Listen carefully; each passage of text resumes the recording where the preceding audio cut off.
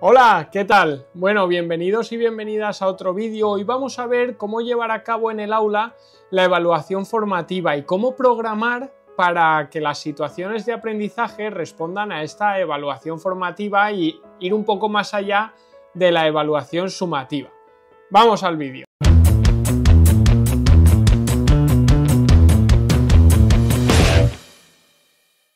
Vamos a ver cómo planifico en mi caso la evaluación formativa dentro del aula, por si puede ser de ayuda.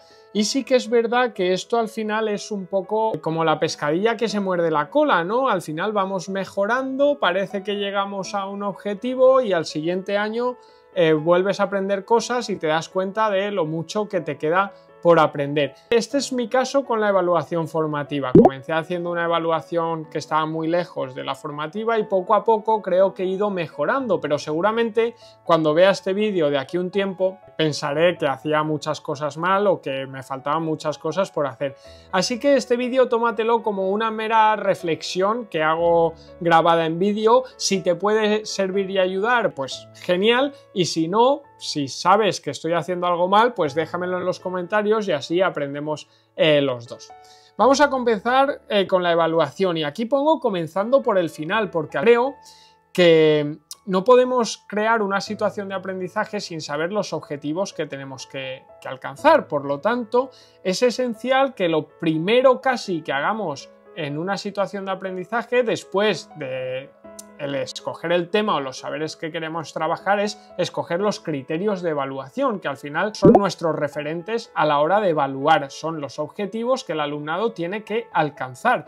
Por lo tanto, comienzo por el final. ¿Por qué? Porque la evaluación es algo que normalmente dejábamos siempre para el final, pensábamos las actividades, pensábamos los materiales y ahora la evaluación. Y pienso que es al revés, tenemos que pensar primero cuál es el objetivo a conseguir para después poder hacer las actividades y recursos adecuados para alcanzar estos criterios, estos objetivos. La evaluación al final o los criterios son como nuestro GPS, nos van indicando un poco dónde queremos llegar.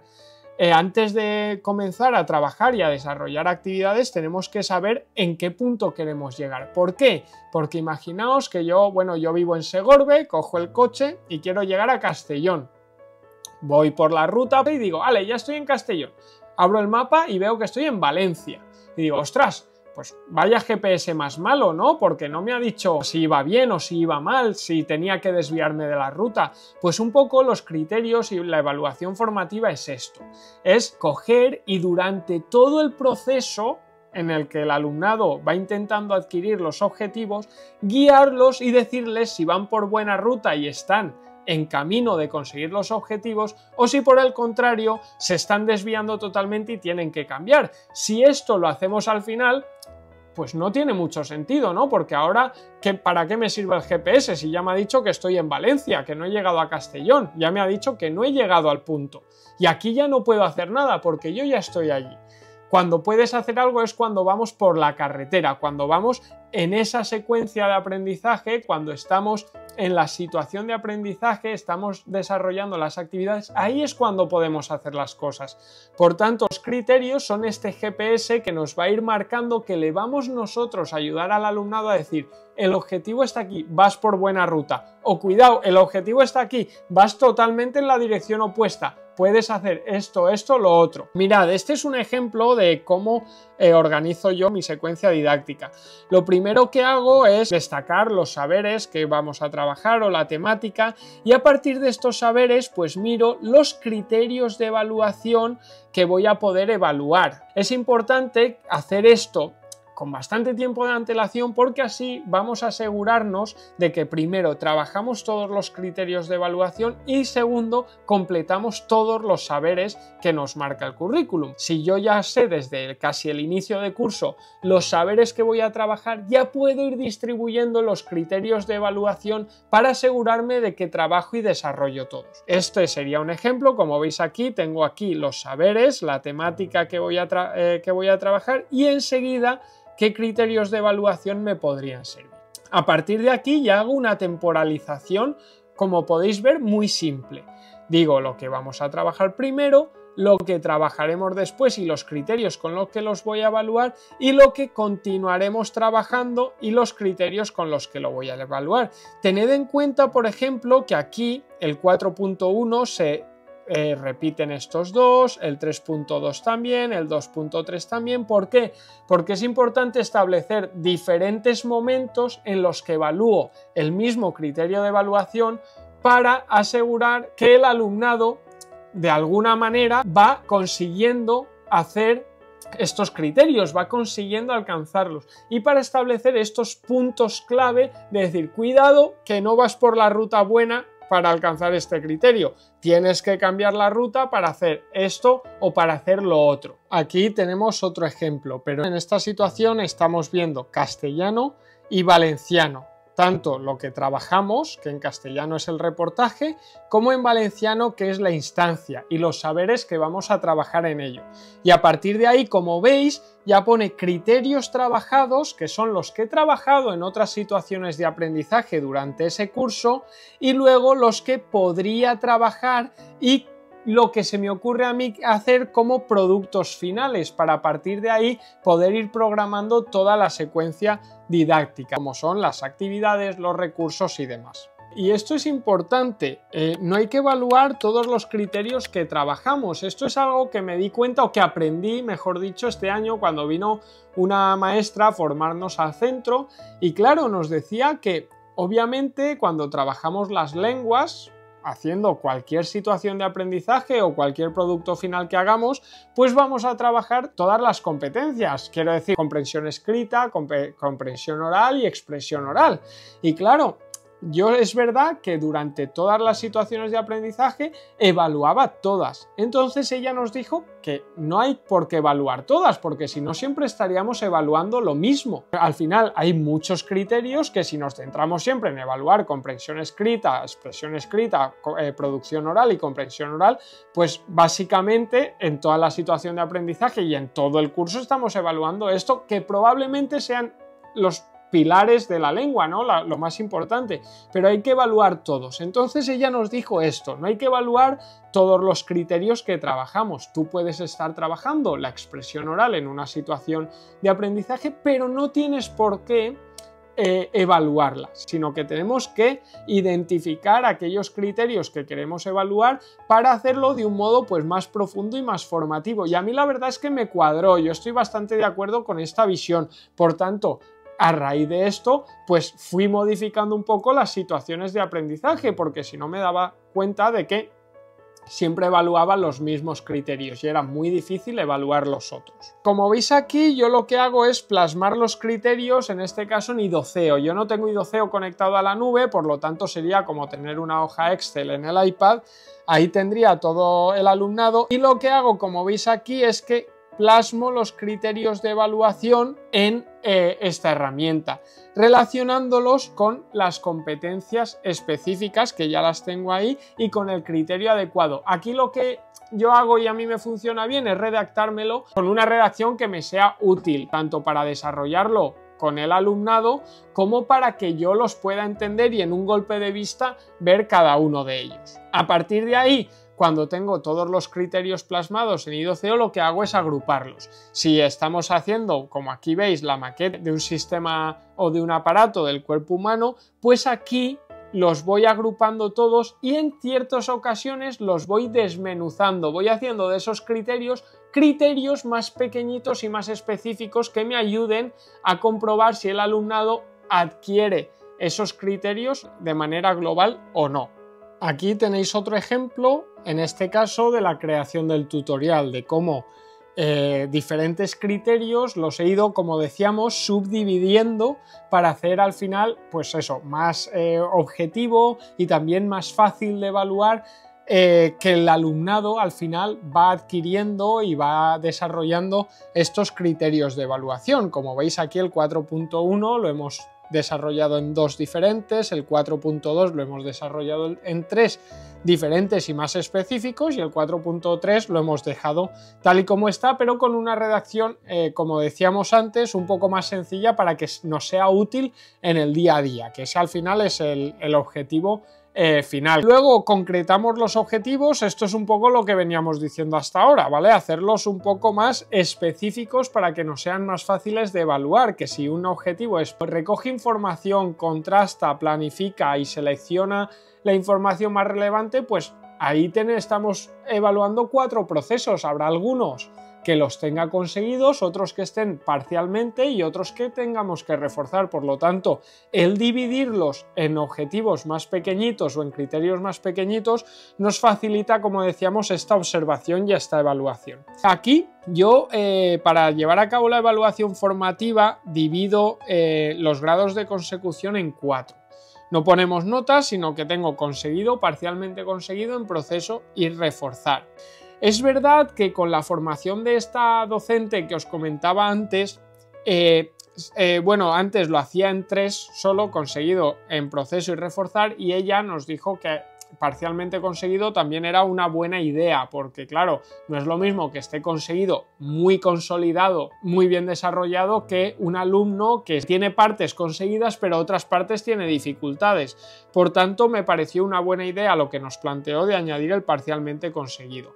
Aquí surge otra duda, que es si añadir una quinta opción, que esa quinta opción al final facilitaría pasar de una evaluación formativa y cualitativa al final del curso a una evaluación cuantitativa, que es lo que nos requiere. Eso es un debate interno que tengo, no sé si añadirlo para facilitarme eso, evitando caer en las notas, de decir, pues conseguido es 9-10, parcialmente conseguido 7-8, en proceso 5-6, y reforzar, ¿vale? Para no caer en eso, pues yo también un poco lo he mantenido en 4, porque si no nos puede llevar la inercia a pensar eso, y es lo que no quiero. Pero sí que es verdad que es una buena forma de pasar luego los apuntes cualitativos a cuantitativo. Entonces es algo que en este momento sigo trabajando en ello. Si tenéis alguna opción o alguna propuesta que a vosotros os funciona, pues os agradecería mucho que me la dejéis por los comentarios, y así aprendemos y mejoramos todos. Esto en cuanto a cómo añado yo ahí las anotaciones. Y luego tenemos los comentarios, que estos comentarios, cuando yo estoy corrigiendo o dando feedback al alumnado, lo que hago es añadirme en esos mini criterios, en los criterios que he ido desglosando y haciéndome más específico. Si lo tienen conseguido, como podéis ver en la foto, no, pero en la mayoría de casos que está parcialmente conseguido en proceso o reforzar, sí que me añado un comentario. ¿Para qué? Pues ese comentario al final me va a facilitar después hacer el informe, porque yo ya estoy reflexionando y ya les estoy dando feedback cuando se está sucediendo la situación de aprendizaje. Por tanto, ya estoy redactando comentarios cualitativos que le van a ayudar al alumnado y que me van a ayudar también a mí a plasmarlo luego en el informe. Además, como podéis ver aquí, pues puedo añadir alguna imagen que luego, si necesito revisarlo porque no tengo muy claro lo que escribí, porque no lo tengo contextualizado, pues puedo revisar y que sea mucho más fácil. Esto me facilita, como os digo, mucho luego el informe trimestral. ¿Por qué? Porque muchos de los comentarios sobre los criterios de evaluación, que al final son los referentes en la evaluación, como sabemos, pues ya los tenemos hechos. Solo tenemos que recopilarlo, y sí que es verdad, como podéis ver en este otro ejemplo, que a veces lo hago de una forma un poco vulgar, de una forma que a mí me sirve y que no necesito estar pensando la manera formal de escribirlo, porque estos son anotaciones para mí. Es cierto que estas anotaciones se las digo verbalmente al alumnado, obviamente no tal como están aquí, sino cuando tengo que darles feedback, pues se la digo de una forma que lo puedan comprender y que les sea útil para mejorar su proceso de aprendizaje. Aquí, ¿por qué lo hago de esta forma? Pues porque cuando corrijo lo voy haciendo rápidamente, eso me evita, en vez de pensar en cómo lo redacto, pues pienso en lo que quiero decir y en lo que podría mejorar el alumnado. Así que este ejemplo, pues es por eso por lo que lo veis así. Al fin y al cabo, luego a la hora de hacer el informe, lo único que tenemos que hacer es darle un formato formal y comprensible para las familias, pero todo el trabajo extra ya lo tenemos, ya lo hemos ido haciendo poco a poco durante el curso, por lo tanto es mucho más fácil y desde mi perspectiva creo que queda un informe pues bastante más completo, y al final es un informe competencial, porque estos comentarios están hechos a partir de los criterios de evaluación y los criterios están ligados a las competencias. Por tanto, quedaría un informe bastante competencial, que es lo que se busca en principio. Y ya finalmente algunas reflexiones que a mí me ayudan a mejorar o que todavía no he conseguido y hay otros que sí.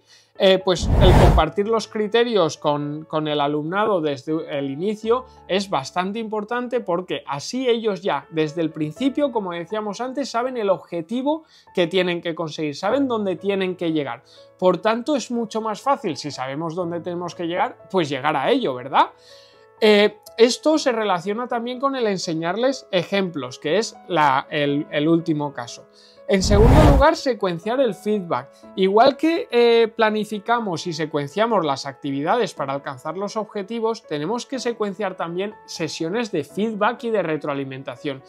Tenemos que tener una cosa bastante clara, que la evaluación formativa, su base está en la retroalimentación, en el feedback, en darle al alumnado pautas para mejorar, pero también las herramientas para que ellos se autorregulen y sepan identificar sus dificultades, las cosas que hacen bien, las cosas que hacen mal, las cosas que pueden mejorar. Y para ello hay que dedicar sesiones que, en vez de seguir ampliando, estamos haciendo esa reflexión, esa metacognición que les va a ayudar al final en su proceso de aprendizaje a ser más autónomos, que a veces lo vemos como una pérdida de tiempo porque no estamos avanzando, pero sí, estamos avanzando muchísimo más y a lo mejor es una pausa en el camino para beber agua que luego nos va a permitir seguir a un ritmo mucho mayor. Luego, fomentar una metacognición más completa. Esta es una de las dificultades que yo tengo y que estoy intentando mejorar. Es decir, la metacognición, muchas veces cuando le pregunto al alumnado qué dificultades tienes o cómo podrías mejorar tu aprendizaje, estudiar más, poner más atención.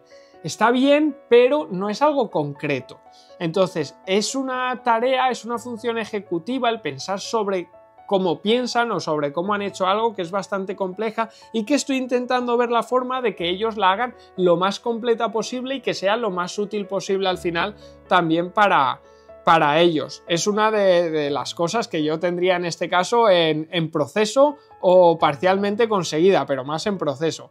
Y por último, pues como decíamos antes, mostrar y hacer explícito los casos de éxito, los ejemplos. Si nosotros al principio de la situación de aprendizaje le decimos al alumnado los criterios de evaluación, el producto final que tienen que conseguir, por ejemplo, la elaboración de una maqueta, la redacción de un folleto informativo o la recreación de una obra de teatro, y les enseñamos ejemplos de lo que esperamos, pero también de lo que no esperamos, pues va a ser mucho más fácil que el alumnado consiga llegar a estos objetivos, consiga hacer algo que se asimile bastante a lo que esperamos. ¿Por qué? Porque ya han visto las cosas que se hacen bien, lo hemos analizado entre todos, hemos establecido unos puntos clave que tienen que tener cuidado a la hora de hacer y también hemos enseñado lo que no esperamos de ellos, que también es importante. Así que nada, esto ha sido todo. Espero que os haya podido ser útil. Como decía antes, es una reflexión en voz alta, un aprendizaje que hacemos aquí entre todos de cómo la organizo yo, en mi caso, esta evaluación formativa. Ya digo que espero que os haya podido ser útil y que hayáis aprendido algo. También, si veis que algo lo hago mal o lo podría mejorar, que me lo dejéis en los comentarios. Si tenéis alguna cosa que os funciona, también que lo dejéis en los comentarios para que así aprendamos todos. Y si te gusta este canal educativo, pues no te olvides de suscribirte por aquí, de darle a la campanita y nos vemos en el siguiente vídeo. Que vaya bien.